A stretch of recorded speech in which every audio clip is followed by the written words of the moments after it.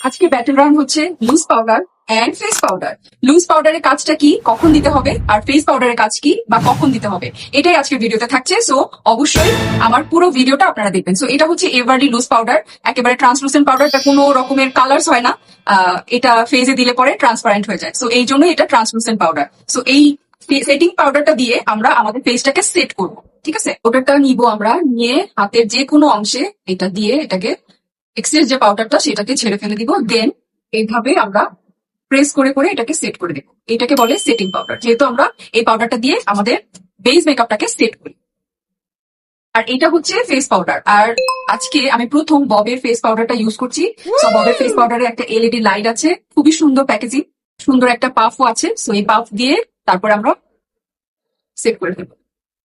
Face পাউডারের কাজ হচ্ছে আমাদের যে যে জায়গাগুলোতে ফেস পাউডার দেওয়া দরকার সেই জায়গাগুলোতে আমরা ফেস পাউডার দিব।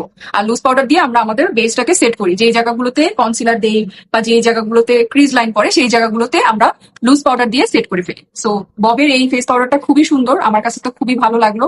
খুব সুন্দর ফিনিশিং, তো ফাইন লাইন ফিনিশিং। তো এই ববের ফেস পাউডারটা আমরা পেয়ে যাবো ফ্লেক্স দ্য ট্রেন্ড এই পেজটাতে। আপনারা অবশ্যই ভিজিট করবেন ফ্লেক্স দ্য ট্রেন্ড এই পেজে। আল্লাহ হাফেজ।